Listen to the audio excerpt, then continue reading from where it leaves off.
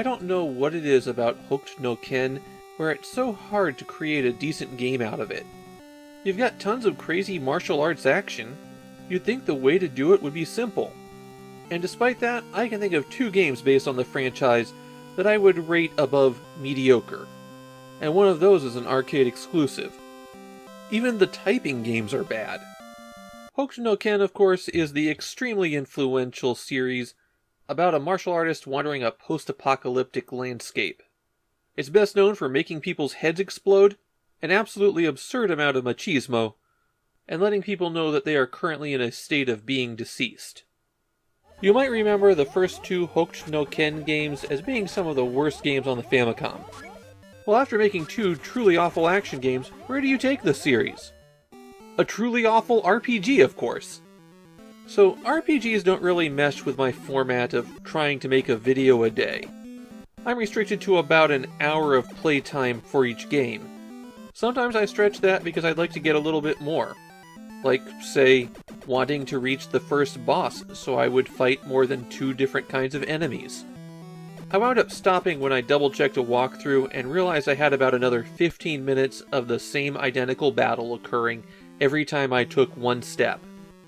Let me step back a bit here. The story for Hokuto no Ken 3 is the entire story of the comic. It follows all of the arcs from beginning to end.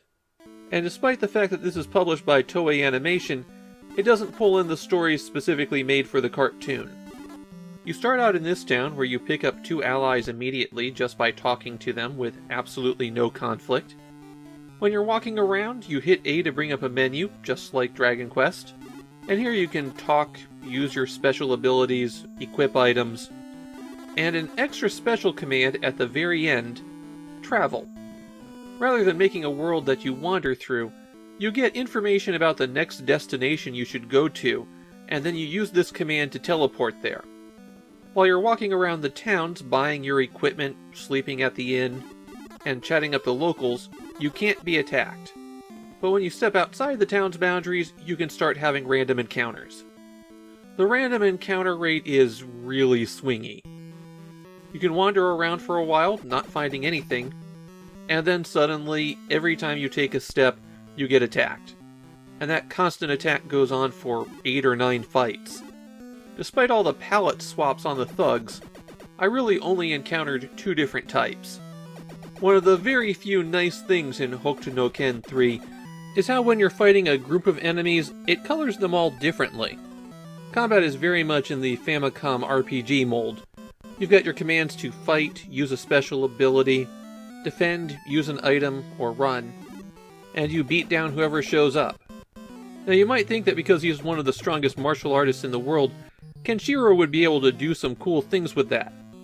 Nope, he's just as strong as his companions. He can't even make people's heads explode or punch them and then on the next turn they die. You can spend some of his OP to use special moves like healing the other characters or punching an entire group of enemies.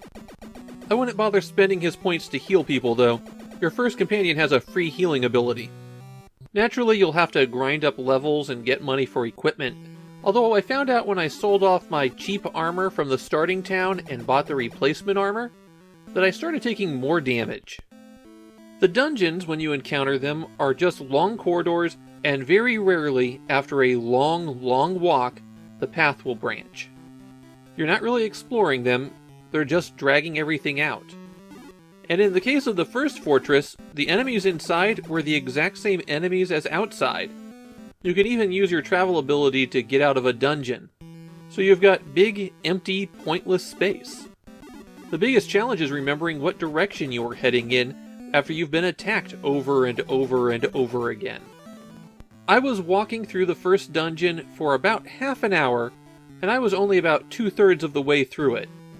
When you're ready to save, you have to go back to an inn, and you'll save your game after you rest. You're given 3 battery save slots in this one. Apparently, the game is infamous for having a particularly bad section. At one point, you have to recruit another party member, but if you've been playing normally, then your party is full. You have to drop one of your party members to be able to pick them up, though the game doesn't tell you how to do this, and the party member that you need to recruit is at the end of one of these monstrously long dungeons. Now the really strange thing here is that Hokuto no Ken 3 is not a weird fluke. The 4th and 5th games are also RPGs. The 6th and 7th are fighting games, and then they stopped trying to number them. On its own, Hokuto no Ken 3 is a bad RPG. It's just one bad design decision after another here. The worst aspect of it, though, is how poorly it uses its license. It doesn't have any of the flavor of Hokuto no Ken. And without that, why would you even play this?